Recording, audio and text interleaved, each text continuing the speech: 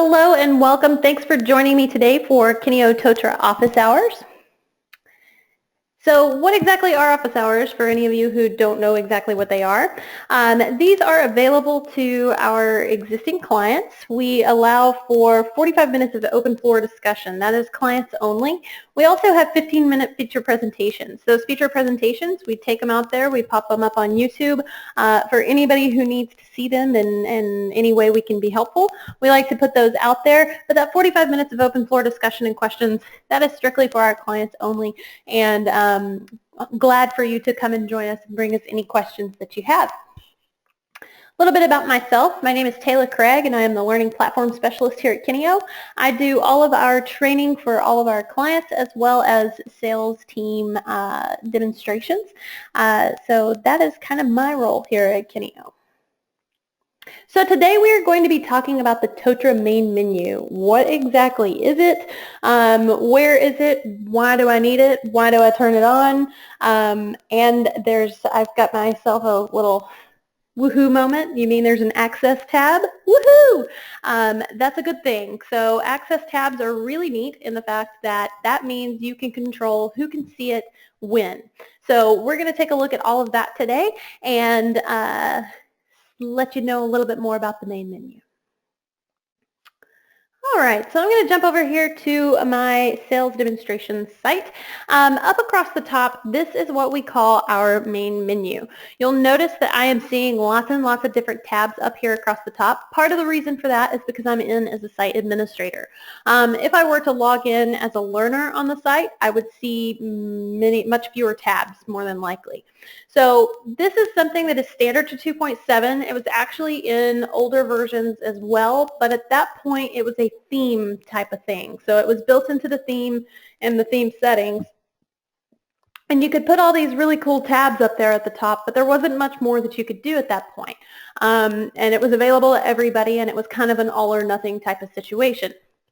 2.7, Totara has come back and kind of revamped that and made it a little more user-friendly and made it make a little more sense and also made it lots more versatile. So underneath administration, site administration, and we go to appearance down here, and then take a look right here, main menu. So underneath this area, this is going to show you all of the different tabs up here across the top. You have your parent tabs, which are the ones that you see, and then you have your child tabs, which are the ones that are drop downs here. Lots of these are standard. Most of them are already there. I believe the home tab is already there. My learning tab is already there. My team tab, that will show if you have a team. If you don't have a team, you never see that. My reports, that one is only going to show if you have reports that have been made available to you through the content and access tabs. Otherwise, you would never see that.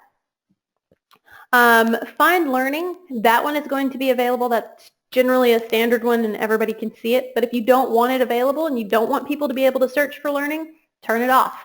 Definitely something you can do. Calendar, that one I believe is standard. Face-to-face calendar, I know for a fact that was one that I just added in for my own giggles here on this site. And then the community tab, that's also one that I added in just for funsies for this particular site and for some demonstration at some point, I'm sure. So let's take a look down here. I think I skipped appraisal. Appraisal tab, that one also only shows when relevant. So if you have an appraisal that's been assigned to you or anything about an appraisal, then it's going to appear. That's the only time you're going to see it. So really, really cool. And that's when I'm talking about you'll only see it when you need to. That's what this visibility column is talking about, show when required. So most of them are going to be set to show when required, but you also have the ability to adjust that column, which is probably one of my favorite parts about this, because I can go in. So say I go into the, let's do one of my little custom ones down here.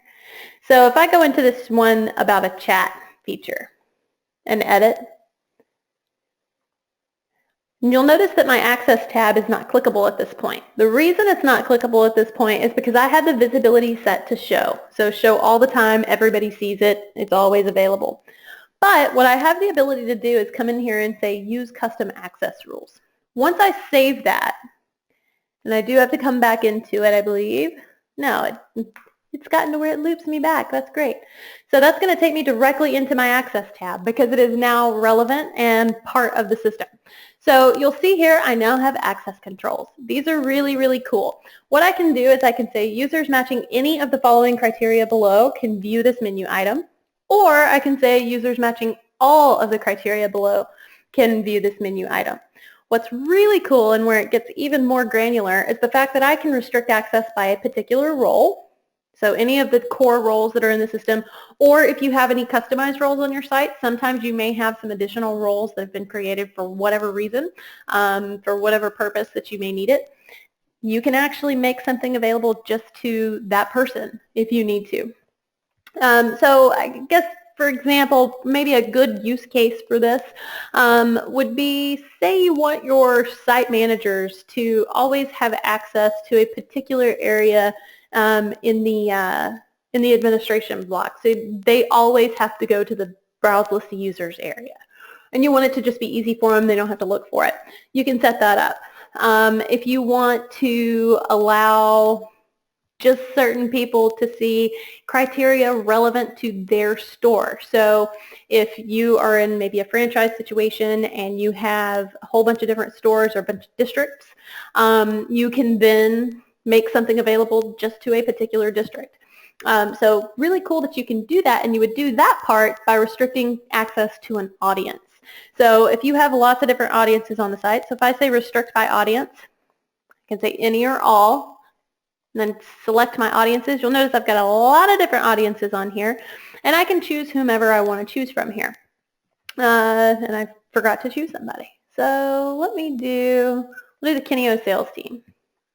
Okay, so we've got one person in here, and so at that point, what would happen is the only person able to see that tab that says chat would be the person on the Kineo sales team. You can also restrict on a preset rule. These rules are really cool, and there's a whole lot going on here.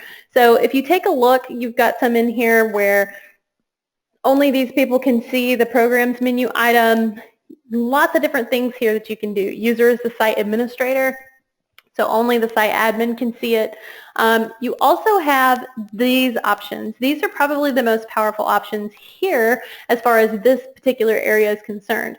You can say user is logged in or user is not logged in. So you may have some resources that you want to make available to people before they ever even access the site.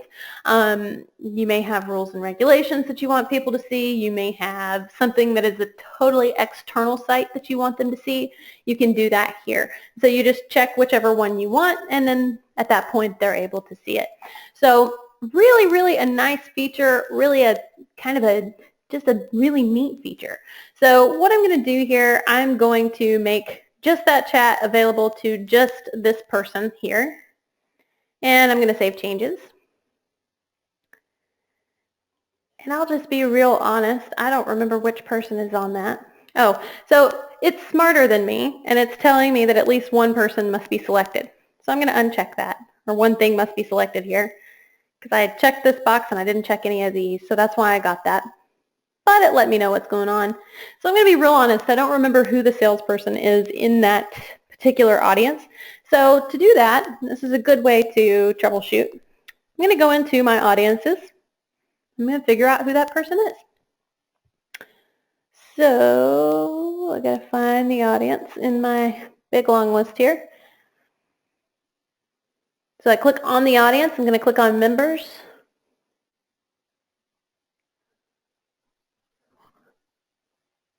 And I see that it is search. So what I'm going to do, you'll notice here underneath community, I personally as an administrator, I no longer see the drop down for chat because I'm not in that audience. If I was in the audience, then I would see it. So this even takes things away for the administrator if you're restricting based on an audience. So what we're going to do, we're going to log in as this person. Okay, we're going to continue.